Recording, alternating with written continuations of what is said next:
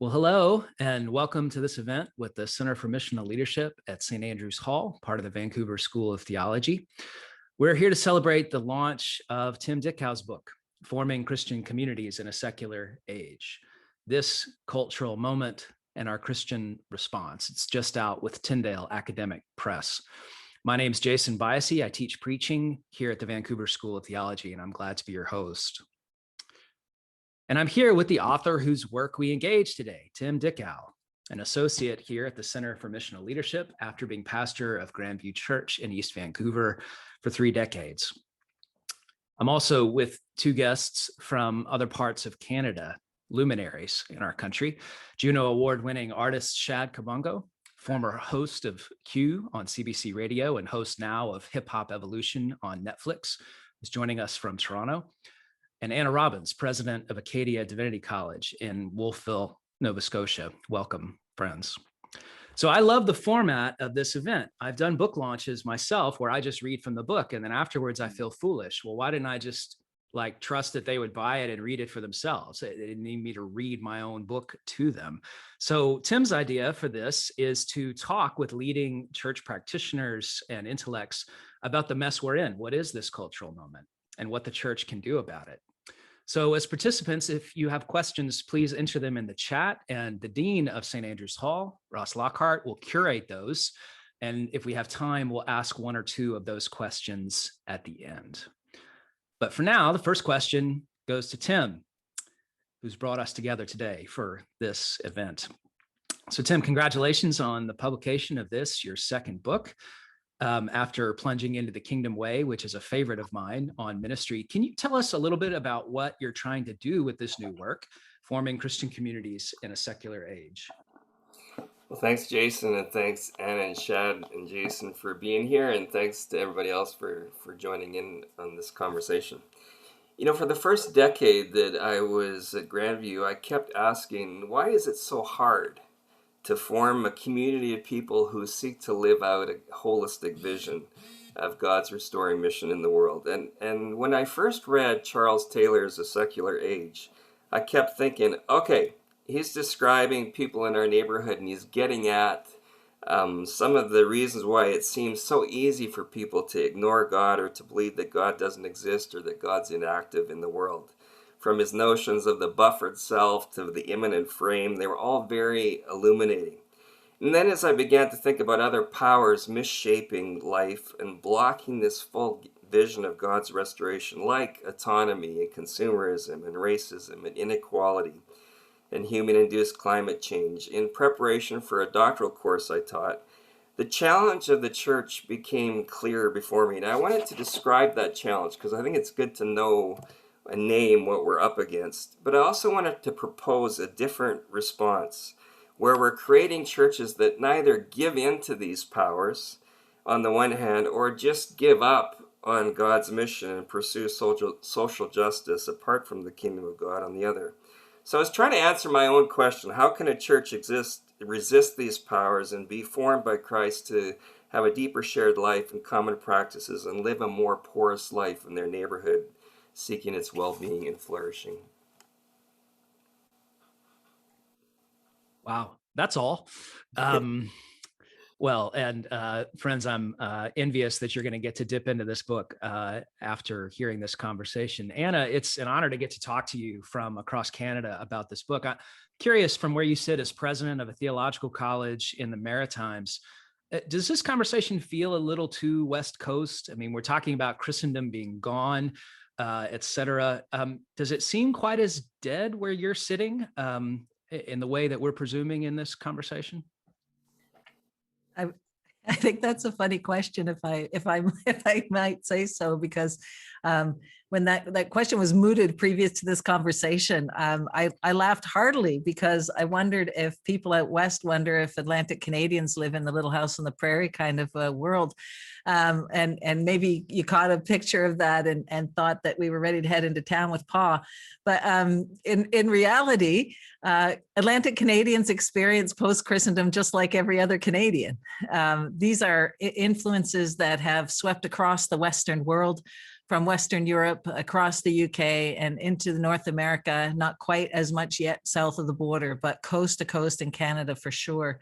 And I owe my colleague Steve McMullen a mention because he feeded me some stats just before I came on to this call that show that without a doubt, Atlantic Canadians are exactly where everybody else is in the country. So, 25% are religiously committed, and that compares to a high of 32% in Saskatchewan, to a low of 14% in Quebec, for example. And the stats that show reflect the same realities right across the country. So these are things that everyone in the Western world is feeling.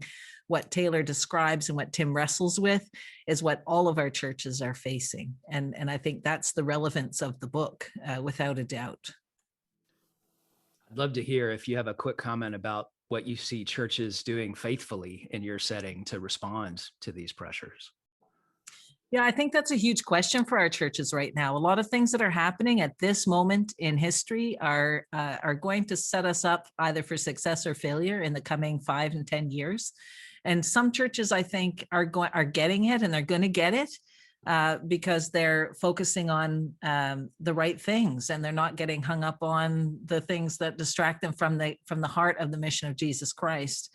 And I think those that are trying to hold on to a reality that is really post Christendom, they're still living in that era in their heads somehow. Well, the world's passed them by. That's the reality. There is no catching up, I don't think. I think the world's passed them by. And what we will see is those churches who have managed to identify some of the key issues, some of the key responses, some of the key ways of being in this world, they're thriving. But a lot of them who have never quite got that are not thriving, and there's new work to be done. That's the exciting thing for me, is that there's new work to be done. I think Tim points to some of that in the book. Thank you. Shad, it's an honor to talk to you in this setting. My family has been delighted by your newest release, Out of Touch. And I wonder, you're one of Canada's leading songsmiths and poets. Jamie Smith is a Canadian philosopher who recently wrote an article in Christian Century arguing that he wants to listen a little bit less to fellow academicians and a little bit more to artists, to spend a little bit more time listening to those who work in a studio or on a stage, and a little less to those who spend their time on faculties. I wonder what you think of this, and whether that's too sharp a division, perhaps.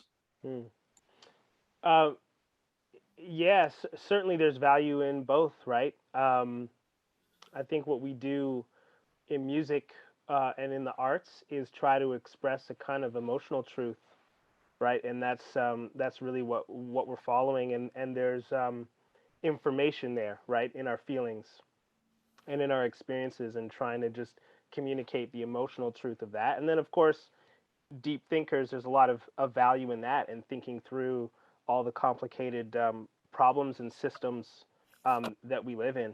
We certainly need both. I'm trying not to be so diplomatic in my answer, because that's not fun, but that's the truth. I do think that we need both, and maybe we're just at a point where we're starting to remember the value of looking closely at our feelings and our everyday experiences, and the information that's there and where that's leading us. I don't know how we got divided, where people on campus think about things from the neck up and everyone else thinks more from the neck down, but maybe we can be whole persons.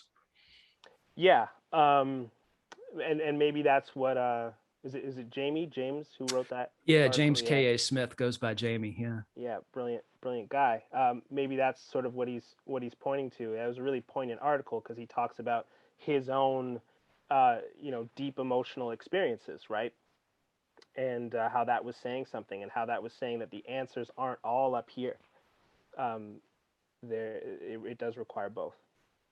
From where you sit in Toronto, do you see churches having responses to this cultural moment that Tim talks about that particularly encourage you, Shad? I wish the answer to that was yes. I don't know everything that's going on, and I'm sure there's faithful Christians, responding to the moment. I'm sure of that. But overall, do I feel like there's a lot that's happening that has me optimistic. Not that I've seen, to be perfectly honest. When I think of Toronto, I think of a city that's really built on work, and economic pressures, and it's just like Vancouver in terms of the cost of living. And I remember one time walking around and seeing all of the construction, and creating housing is obviously important, but I remember thinking like this construction looks the same as destruction. It just sort of like made me realize like this is how it feels. It feels like we're walking around in this kind of war zone, destructive kind of war zone. Is Yeah. Anyways, all that to say, there's a lot of the pressures that Tim describes in the book that are happening here, and I think people, including churches, struggle to find the imagination to respond. I was going to say thank you, but now I'm depressed, so I'm not sure I want to say thank you. But thank you. Tim, one thing that strikes me about your work is a lot of pastors I know shy away from really heavy reading, to be honest. It feels like something you're required to do in seminary. And then when you're done with that purgatory, you don't pick up heavy tomes like Charles Taylor or even Bill Kavanaugh or Willie Jennings, whom you engage with quite a lot here. I'm just curious why you do that. What makes you do this kind of heavy lifting when nothing in any pastor's job description requires it that I know? Well, part of it is the mentors I had who lived out a combo of really careful social analysis that emerges with reading these kinds of seminal thinkers, with careful reading of scripture and theological vision, also combined with engaging real people, especially the poor and the outsider. And that combo is a combo that a lot of people at Grandview pursued, and it produces kind of a holy combustion, a holy energy. And it's that combination where the Spirit is often found at work. And so a lot of it was the mentors I had that modeled that for me. Andrew Stevens Rennie is commenting on behalf of pastors. Hey, back off. Let me just make clear. A lot of faculty I know also don't read big books that we haven't read before, right? I mean, and one thing that's inspiring is I think coming away from reading your book, Tim, someone's going to want to go and read Kavanaugh and Jennings and Taylor and find treasures for themselves there. So let me ask you this. I've mentioned these three thinkers who you wrestle with a lot in the book. You've got Charles Taylor, maybe Canada's great living intellect. And you've got Bill Kavanaugh, who's an American theological ethicist, Jennings, African-American theological ethicist. You usually don't find fans of these three together in the same room, right? There's a certain way of reading Charles Taylor that sounds like, hey, everything was fine until 1500, and then everything's been terrible since then. That's not an accurate reading of Taylor, I don't think, but it's a common one. But then both Kavanaugh and Jennings think actually it's modernity that's hatched all the evil we're facing. For Kavanaugh, it's nation state violence that's new as of modernity, radically new and did not exist before the modern age. For Willie Jennings, it's modern racism. That's a particular product of modernity, of course, with ancient precedents. So one of the things that strikes me about your book is you put these three together, and it's almost like you don't want one of them without the others. And I'm just curious why you do that and what would happen if one of them went away in this three-part conversation you're having. Yep. Well, it is the interaction of these three that partly fascinated me and what I was trying to explicate in the book. I mean, Taylor is absolutely brilliant, as you say, and Canadian to boot, so that's pretty cool.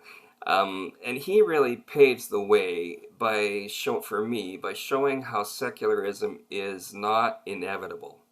I mean, I think he's changed the academic landscape around universities by challenging this subtraction theory of secularism, the idea that when you subtract the authority of the Bible and you subtract faulty understanding of the physical world by bringing in science, and voila, secularism. And he says it didn't happen anything like that.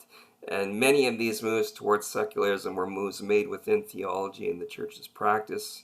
And so he really demonstrates how this take on secularity is a take on reality. It's not a given, it's a take. And yet Taylor is very generous to everyone. Kavanaugh interacts directly with Taylor and thinks that Taylor's perhaps a little too generous, and he argues that all of us as humans are prone to search for meaning and significance apart from God. And I think he shows how our search for transcendent meaning has not disappeared, but in his words, it has migrated from God, from being the church for the world, to places like the market, the state, and the ever-present self. So they interact directly, and I read Kavanaugh as kind of helped me understand Taylor. But Jennings is interesting because he's never, to my mind, really interacted with Taylor, other than one or two lines that I've read or things he said. But it's fascinating that he offers a narrative covering the same 500-year frame that Taylor does, where he demonstrates clearly and convincingly, in my mind, how colonialism not only distorted the Christian vision of solidarity and fraternity among peoples, but how he shows how colonialism distorted our relationship to land and place. And Westerners began to, in his words, to possess all the three of these: people, land, things. And it distorted our relationship and furthered the moves towards control. And so in my mind, he adds another key element to Taylor's picture, showing another reason why unbelief seems so easy for people in our world. It's great. Thank you for bringing them in conversation. It's a real distinctive gift of the book. So to our other guests, I want to ask you, starting with you, Shad, could you say one of the things you most appreciate about Tim's work that you've endorsed, and you two have known each other for a long time? He is your pastor and still friend. So maybe one of the things you most appreciate, and then do you have a hard question for Tim? Let's make him sweat a little bit since we've loved him up here, shall we? Okay, well, let's love him up some more. I love that the book is rooted in intense study and some real intellectual heavy lifting that's so helpful now, right? As we become more and more aware of systems and how they're interconnected. You know, he references The Age of Surveillance Capitalism, Shoshana Zuboff's book, in his work, and I think that's another similar text in the sense that it does this really important heavy lifting intellectually, is sorting through and arranging our problems, for us. But it's also grounded in lived experience, right? So you have both of those things side by side, and that's really, really powerful and illuminating. If I had a question, I remember coming away from the book feeling kind of hopeful, and I forget how he did that. So maybe Tim, it's not like grilling you or anything, but remind me what gives you hope in this situation we're looking at right now. Thanks, Chad. One of the things I try and do in the book is distinguish between hope and optimism. So again, hope has reasons, whereas optimism can just be, reflective of a sunny disposition. And as Anna said, I mean, I'm not optimistic for a lot of churches making the transitions that they need to make. And I think COVID has exposed and accelerated some of the ways that our, Christendom models of church are not going to work to address the issues of our age.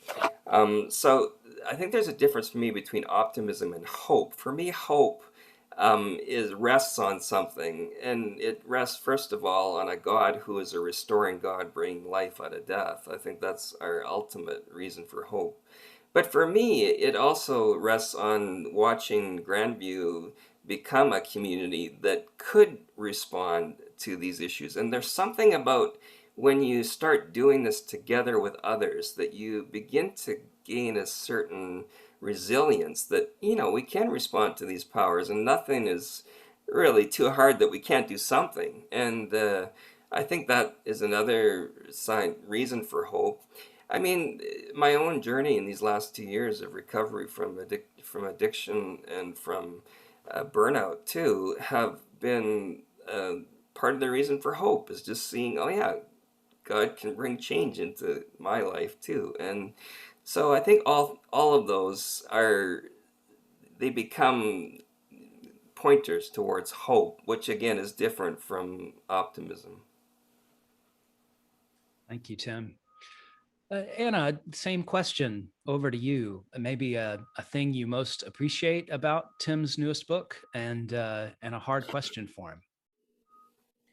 And what I appreciated most was, well, we're twofold, and then it's going to sound slightly repetitive. So I'll try and just give a different spin maybe. But the, I will say when I first picked the book up and Tim started talking about his experience, I thought, oh, well, here we go. Another, inside out kind of book. And what's it going to be like? And then before long, he's interacting with these thinkers that I love to read. Now, you suggested, Jason, that maybe they don't belong together. In my mind, they're perfect company. And I felt a little bit cheated that I couldn't talk to Tim while I was reading the book, because I've had these guys and others that probably you interact with too, Tim, elsewhere in my head. And I just wanted to talk about it and say, oh, but you said this here, what about? And well, I think this, what about that? So I loved that he was opening up who I think are influential thinkers, and making them accessible to people. And so I thought, I don't have to do that now. So thank you, Tim. That's great. On the other hand, where I often struggle is living in the church, on the ground, in the local reality, having these kinds of big thoughts about the way that culture is forming us, but the disconnect. How do you begin to bring these into dialogue so that you're not just thinking big thoughts out here and living a life here, but they're not really engaging with each other, these two worlds, these two realities, and allowing the local to kind of kick against the universalizing goads, and so I think it sometimes is messy to try to do that, but I love that Tim did that. And I think it began to point to a demonstration of how it can be done as well. So that those are a couple of the things that I loved about the book. The reason I think it's going to be impactful is because he's taken key ideas that are shaping us all and shaping the church, and at least giving some examples for how the church can find a counter formation. And it's hugely valuable. Hard question? Yeah, I don't know if it's hard, but it's a question that I've thought a lot about, because I think many of us who have gone through the pattern of Taylor and Kavanaugh and so on, and you engage with, Jamie Smith, and then suddenly you're left with, well, but the counter formation of a 20-minute sermon is just not enough. And so I love that you connected with the new monasticism and that idea. But how real can it ever be? I mean, and how do we balance the need to be a counterformative community with the need to constantly be in touch and to be encountering others and other ideas and so on? So I wonder if you thought about that after the end of the book at all. Yeah. Well, I think it's a continuous, why we need community is because we get out of joint, right? And we lose touch with one aspect of that, whether it's forming thicker community together. It's so easy to, get discouraged in that journey or upset with each other or whatnot. Then there's the you can form thicker community, but not really be connected to your neighbors or neighborhood in a really significant way. And hearing other perspectives and other stories that you need to encounter and be connected with. And we had the advantage at Grandview of like having Kinbrace that was connected to our community, and so many people's stories from other parts of the world who are not experiencing the benefits of capitalism. They're experiencing all the problems of it. And you just hearing those stories is so important on our journey. And so that was a real gift for us. And so we need to keep, that's the challenge of the church in part, is to keep all three parts of that together, the other stories, our own shared life together, and making sure that we're looking and thinking deeply about the issues that we need to address, but making responses to them, not kind of just saying they're too big that we can't do anything. Can I ask one follow-up? Oh, Yeah. sorry, I didn't want to cut you off, Go but ahead. are you concerned? And I will say that I'm asking because I am concerned that this is going to be all the harder to do in a digital age. And there's no question that we're leaps and bounds beyond where we ever thought we were going to be at this point in time because of the pandemic. We're digital church. It's a reality now. It's here to stay. It seems in some ways to disembody what you're arguing needs to be embodied. So how are we going to wrestle with that? Yeah, well, I think two things to that. I mean, Jonathan Haidt says, he's really critiqued social media and the way it's distorted our relationships. But he doesn't even mind Zoom because he says at least we're talking and facing each other. And I think there's something there. Andrea Irwin's written a book with Jason, so he should be answering this question. But like Andrea has the key idea that technology should lead us towards embodied relationships, not stop us from going there. And so that's going to be, I think, an important question for the church is through this digital age, how does technology lead us towards embodied relationship? Because Taylor has that brilliant notion of excarnation that is become such a problem in our world. And Shad's music helps kind of reground us in, bring us back together. And again, love that song that Shad just wrote. So if you didn't listen to it, listen to it. It's really good. Shad, do you want to respond before I ask something else? I really wish I had that grill question ready. I want to have something good, but no, I think that's fantastic, and thanks for the plug. I'm stuck on the question I hear Anna asking as well about the local and the universal, because so much of your work, Tim, someone will ask some big abstract question and you'll say, well, let me tell you about where I live. There's a coffee shop, there's Commercial Drive, there's my friend here who meets me at this corner at this hour. I mean, you go hyper local, granular, block level, right? And it's something I love about your work. I've often heard you say one real advantage of being at Grandview is that there are front porches on those houses that were built in the early 20th century. It allows people to meet their neighbors. And I just wonder about your response to those for whom that gives them a way out. There are not front porches where I live. I'm in a suburb. Suburbs are designed so that you can avoid your neighbors. That's their purpose. Another response to the new monasticism would be for people to say, well, I'm not going to live like that. I have a mortgage and kids. And I wonder, how do you go about not letting people off the hook quite that easily? Yep. Well, I've said to people in suburbs that you're going to have to work this out because I didn't live in a suburb. I worked it out in an urban context. But I think we need to be intentional about forming embodied relationships with a thicker shared life. And you got to figure that out where you are. In some ways, it was a benefit for me growing up in a small town in Alberta is that my parents and a lot of other people, they could think of the whole, like the whole town and what was going on and all the things that were part of that. And that, I kind of feel like I brought that little town perspective to Grandview to say, like, let's care about the whole town here and let's think about the whole place. And that is a way that local can then take us into the bigger issues because you're not picking and choosing social justice issues. You're actually trying to address what's in front of you. And that's why Willie James Jennings again calls us to place, because he says that's the way we're going to get at these things is by really having a critical look at our place that will then help us to see what we need to be doing to love our neighbor. Thank you. Ross, I see that some questions have come in on the chat. Is there one of those that's particularly loaded and ready? Absolutely, yeah. And thanks so much, everyone. What a rich conversation. Our friend Jim, who's in Ottawa serving a congregation there, was taken, Tim, by your words, unbelief seems so easy, as kind of an interesting take on secularism, as if it's the easy way out or perhaps, lowest common denominator. Is that so, he asks, because the church isn't providing a robust enough system of values, ethics, vision of life, and hope, instead of despairing anxiously, say, about empty pews or dwindling finances and so forth? What's the church's stake in this?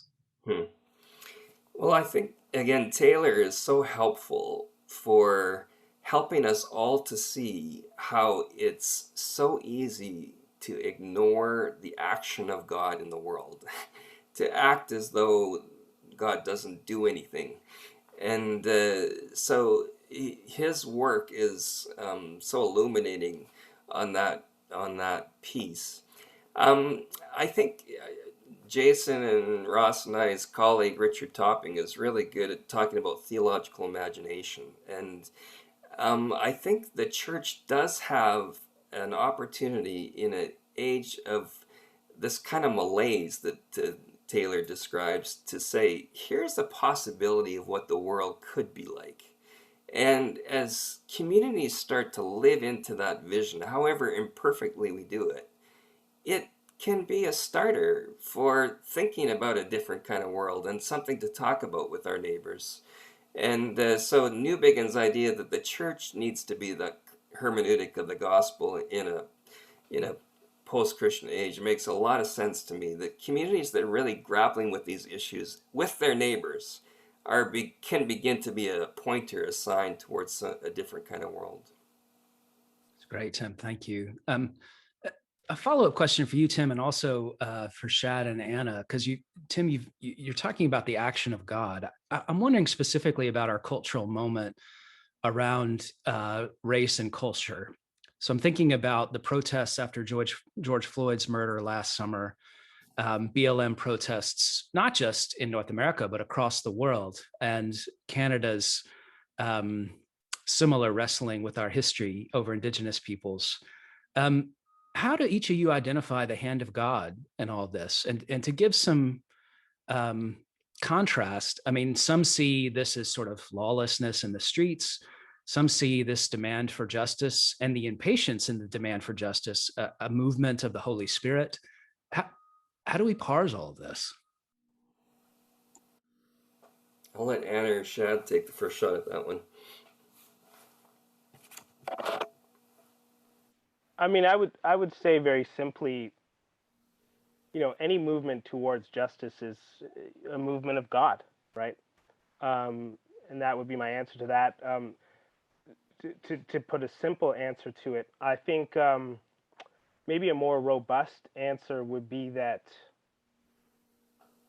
if we look at what's happened in the last year, what's often framed as a sort of racial justice issue, kind of a black issue or an Indigenous issue, is really more of a white or settler issue. And that's where the wrestling is happening, and that's where the change is happening, and the education is happening. And that's so important, and that's so vital, because all of these forces that Tim's kind of identified, they've misshapen all of us. And I think that's an important point that he's making in the book too, and an important thing that's kind of we're reckoning with in this moment. This has been significant for us as a school out here, because we partnered with NAITS, an Indigenous learning community, a few years ago, and it's had a huge impact on the way that we understand ourselves as an historically white institution, and the ways that we encountered Indigenous people before, the ways that African Nova Scotians are an historical community in Nova Scotia, but raised communities, bulldozed, in the 60s. We're not talking ancient history here. We're talking stuff that people, you have to own it, even if it's history, but you really have to own it if you've seen it with your own eyes. And then it causes us to realize we see it with our own eyes every day. And we not only see it, but we're part of it. But I was moved by a quote. I've been living with this for most of the year, from Stephen Ray, president of the Chicago Theological Seminary, when he said, The incapacity to believe one's ancestors were moral monsters leads to a rationalization of racism, presuming violence against Black or Indigenous bodies as legitimate. And I think we've come to have to confront that in the residential schools issues, other encounters with Indigenous people, and with the treatment of people of color right across the country. And I see it as a gift to the church that that we could be awakened to things that reflect the heart of God. And sometimes I think the church finds it hard to be corrected by the world. But I think we have to see it not as correction by the world, but as the Spirit at work in the world. And countless times in history, the Spirit's been at work in the world, and the people of God have had to run to catch up. That's not new. And I think that takes a little bit of that pressure off then, to think that, oh, well, somehow we're just conforming to whatever the trend is. We're not conforming to what the trend is, but perhaps we're following where the Spirit is at work and allowing us an opportunity for transformation. Thank you, Anna. You remind me of my fellow white Southerner, Jonathan Wilson Hartgrove, saying for white Southerners to realize that we're racist and repent partly means we have to realize our mama lied to us. I mean, but there was a certain rabbi from Nazareth who said some things about hating mother and father, right? Tim, what do you make of this conversation, and how do we see God's hand at work in it? Well, I so appreciate Shad and Anna's responses to that. Would agree with everything they said. I think one of the ways in for the church into this conversation is to recognize that 99% of us are Gentiles, and we've been grafted into a Jewish story. And that's an important starting point, especially for those of us whose skin is a little lighter. I mean, we are foreigners to being part of God's family. So often we act like we're the captains of the team, or God should be grateful we're on his team or her team, and that that's not the story we're a part of. We've been grafted in, and we should have a sense of the gratefulness of that and awareness of others as equally, at least, grafted into the story, if not have a larger part in it. Wow, that's great, because I mean that's clearly the Willie Jennings in your head that you're bringing to the equation. That's not a theme that you're going to find in Charles Taylor really at all, is it?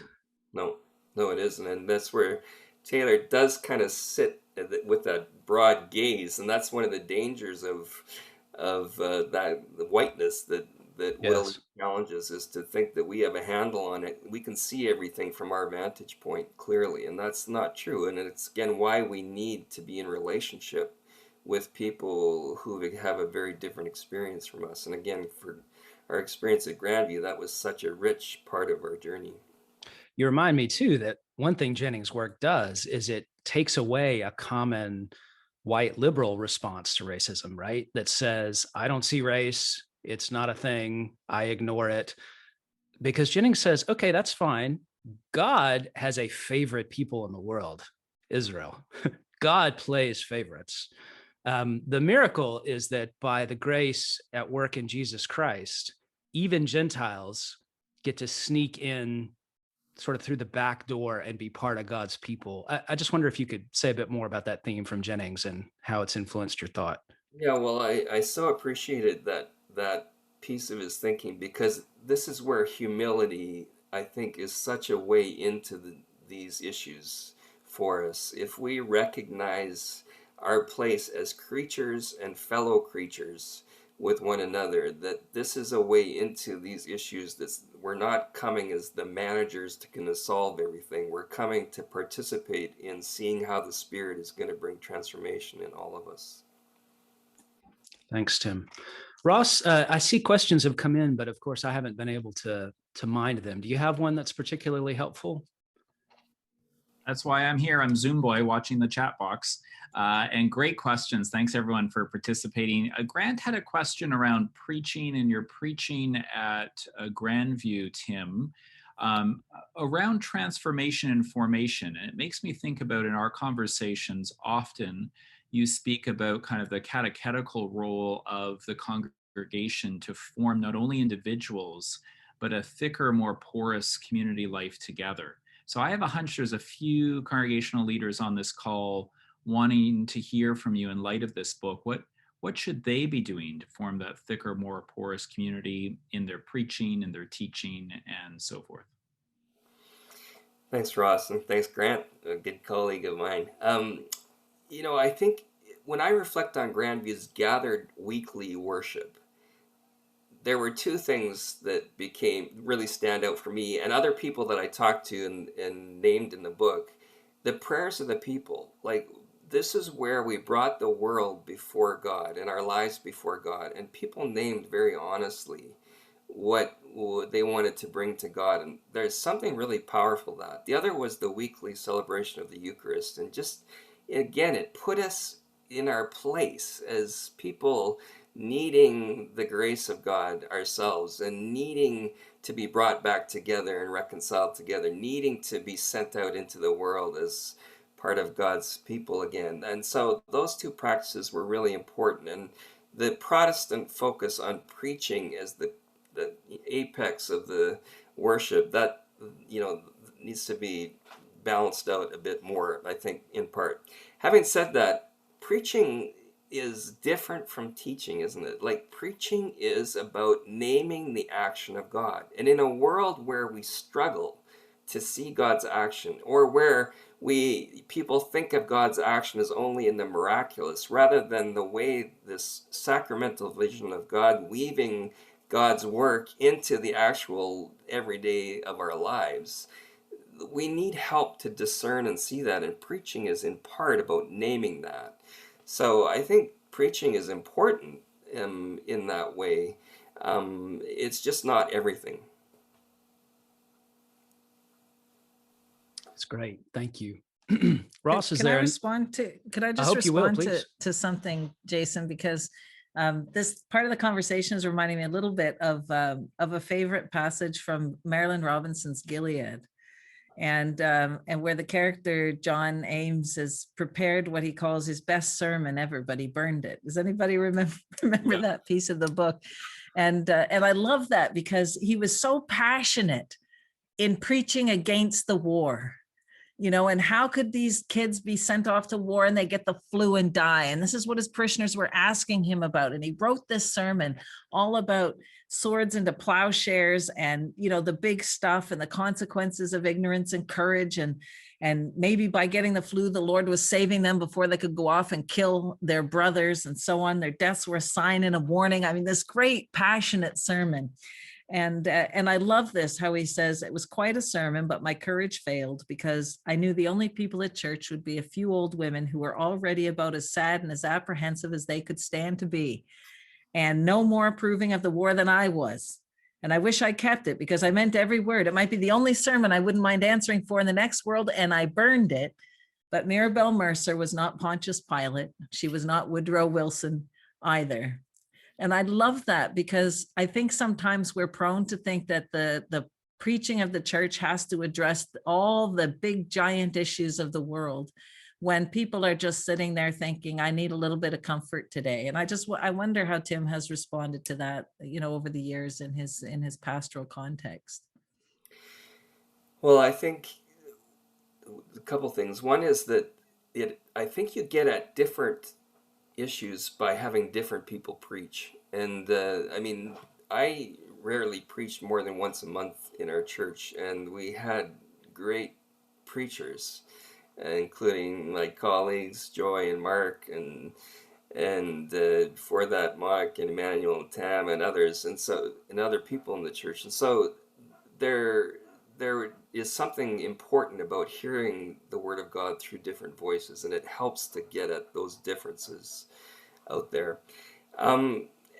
I think that one of my pleas to preachers, I agree with you, Anna, about we need to preach to the people there, right?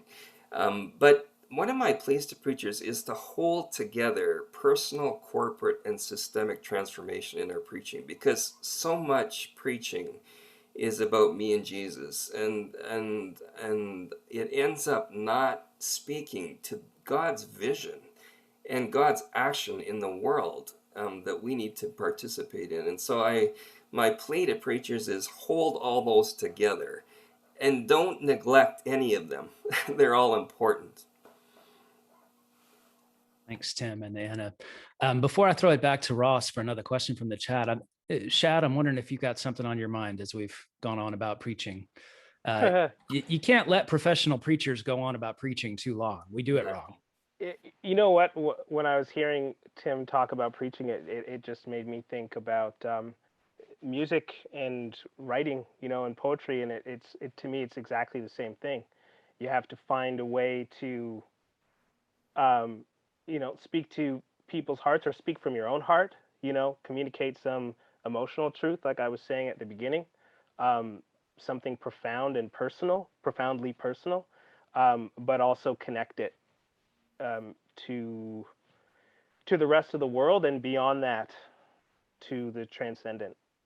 It's kind of those three levels. When he was speaking, I'm like, that's exactly what I'm trying to do, and I also think similarly there's I won't get too much into it, but I did think about that, and earlier I was thinking about when Anna brought up something about the digital age. It just made me think that I feel like there's an opportunity actually there for the church, the community of a congregation is even more radical and even more noteworthy and interesting to people outside of the church in the digital age. And I really feel like that's an opportunity. I also want to say that sometimes when I would notice Shad when I was preaching, he was writing something down. I never knew if he was taking notes or writing songs while I was preaching. So I don't know what you were doing, Shad, but anyways. Grocery lists. Do you want to answer that before I take the spotlight away from you, Shad? Oh yeah. I always tell anybody if they ask me where my lyrics come from, I say usually one of two places. I say either in the shower or in some kind of meditative or spiritual environment. And I realized at one point the common denominator is that those are the only times when I'm not thinking about myself. Dang, that's great. Thank you. Ross. Yeah, so good. Thanks. Great questions in the chat box. And we may circle back from Eduardo has a question. And Rod, there's similar in about kind of suburbs, urbanization. But before we go there, there's kind of a haunting question here from Dave about whether you could share more about how all of this puts you at risk as a pastor. What were some of the roots of the burnout and addiction that were inherent in the pastoral role, and what we expect of our pastors? Well, one of the great gifts of my pastoral life at Grandview was that I lived in that neighborhood. Many of the people of the church lived in the neighborhood, and Mary was so involved in the neighborhood too, and so we knew so many people, and so we would say that going to the grocery store always took us 20 minutes because we'd see people we know that I ended up relating to as a pastor, and that was a great gift. The downside of that is that I was always on, and we lived with people in our home too, and so I wasn't good at recognizing my limits and or acknowledging my own emotions in that, and so drinking became a way to be distracted from some of that, and so rather than getting rest, choose distraction. And I mean, Pascal says that distraction is the great enemy of the life with God, is because that's the human temptation. And so I really appreciated Kent Dunnington. He's one of these analytical theologians who's written about addiction, and it's really been helpful. And he says one of the reasons to turn to addiction is to deal with moral ambiguities, to get relief from moral ambiguities. And I think to recognize a lot of us carry that deep ambiguities deep in our being. And so how do we find places to unload and unpack that in a healthy way? Tim, it's one of the real gifts of the book that you share about your experience in that way with such vulnerability, but also with kindness to yourself. I mean, you're a treasure, and we need God to keep teaching you through us. Ross, another question from the group. Yeah, so we can circle back to this wrestling. I think you touched on it lightly, saying coming from a small town in Alberta and kind of seeing East Van through the lens of a small town.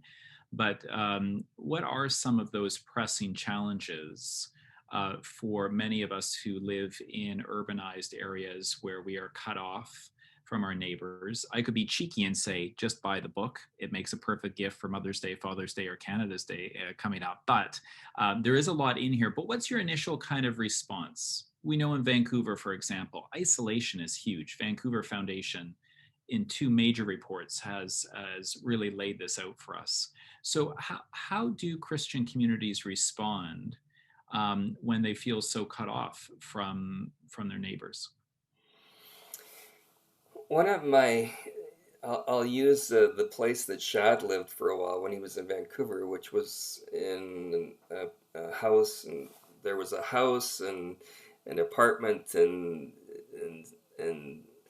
various people from our congregation lived there. But there was a sense whenever I hung out with them there that the whole kind of house and the whole apartment, whoever wanted to be involved in these things could be there. There was a sense of, like, we're together, but we're together with not just us, but with other people there. And that created that reweaving of community and creating warm spots in a neighborhood like that, just to me is so important for the health of our cities.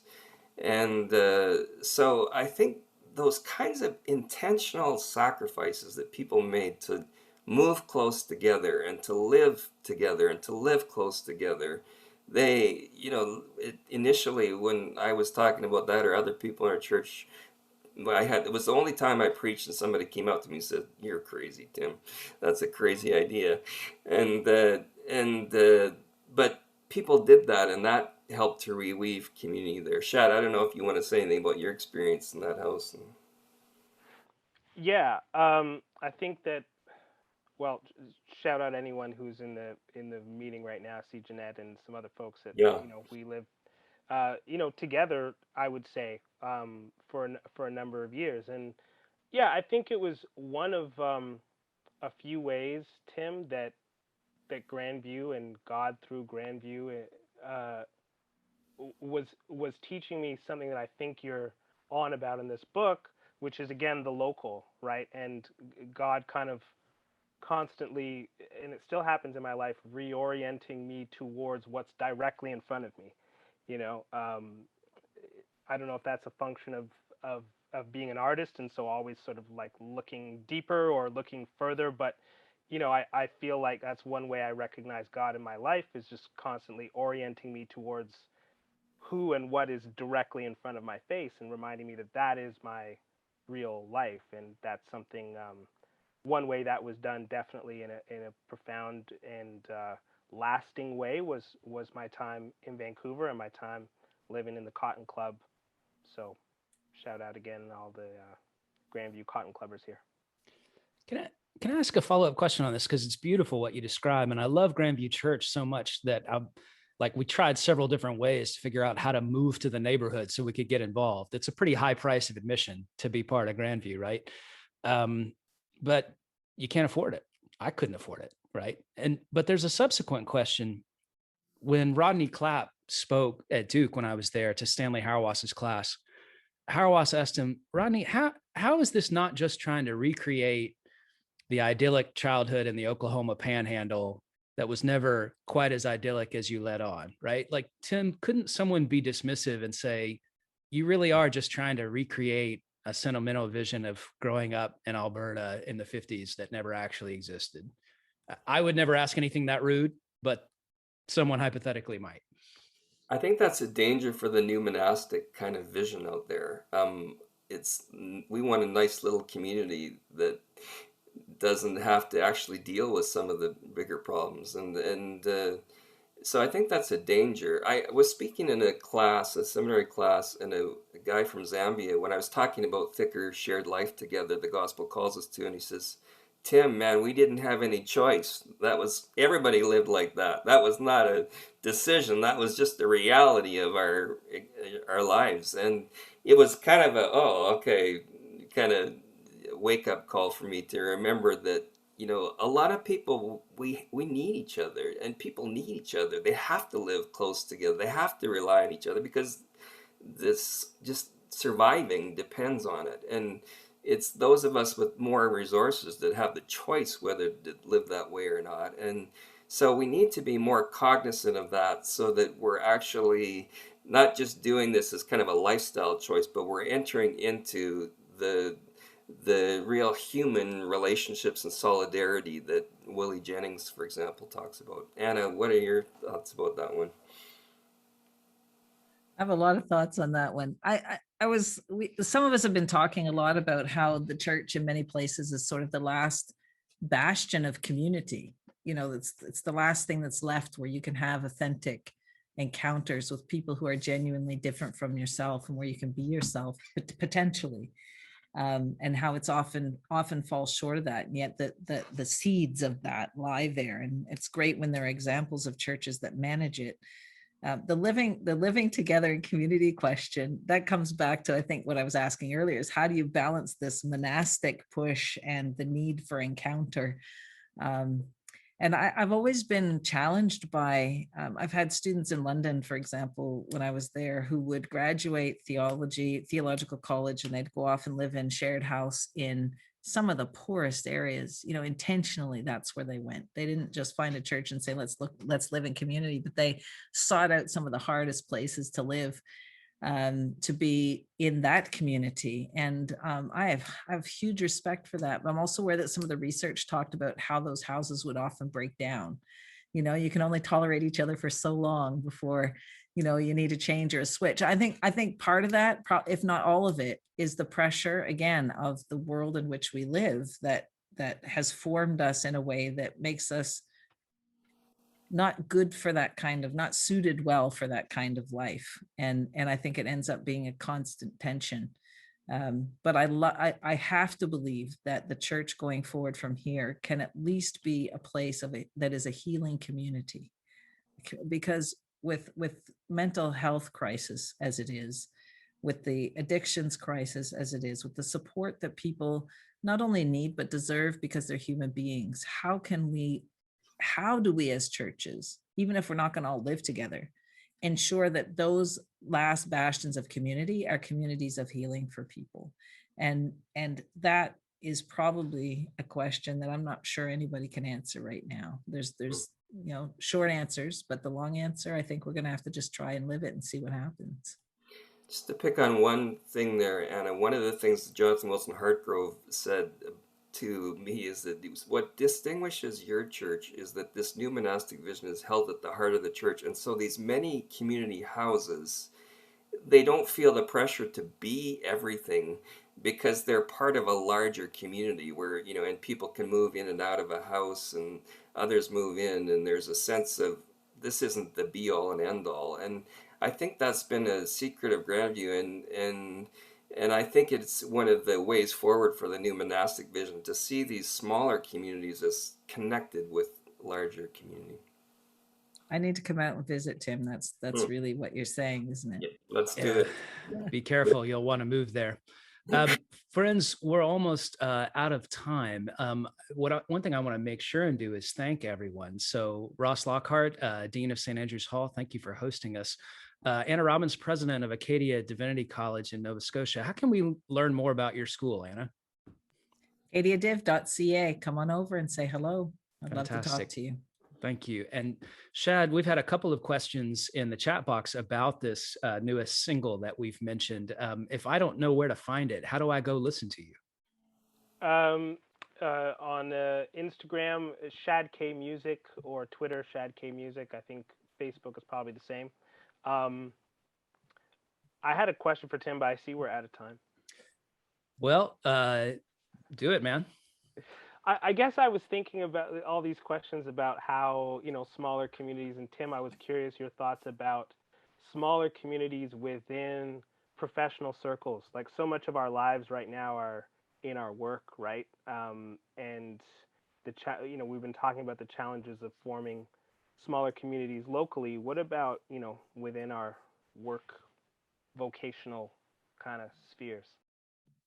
Well, I think that's absolutely important because we need to think creatively how to live subversively amidst these powers in a way that reflects God's vision. So you talking with other artists and forming group around that is going to be really important, not only for your own sharpening, but for what you have to contribute to them as you live it out together. So it's not an either or, it's both and, I think.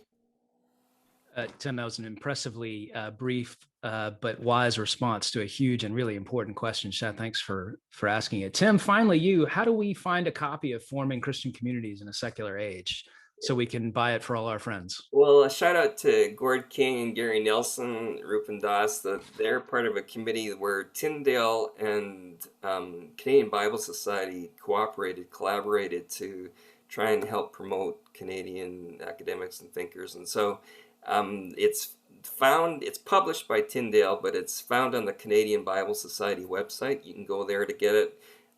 If you're in Canada, buy it from Amazon.ca, not Amazon.com, or you pay to ship it to America and then back to Canada. And so those are the two places. But also support your local bookstores like Regent Bookstore, who is helping sponsor this event. Buy it there if you live in Vancouver. That's a dangerous place to walk into. You walk out poorer and happier. It's wonderful. Tim, thank you so much for publishing this book and blessing all of our lives with it. And maybe last word of blessing goes to you. Well, I want to just encourage you that there is hope. The church can be a place of hope. I really believe that. And not to give in to these powers or to give up in the face of them, but cling to this way of death and resurrection as the way forward. Amen. Thank you so much. Goodbye, everyone.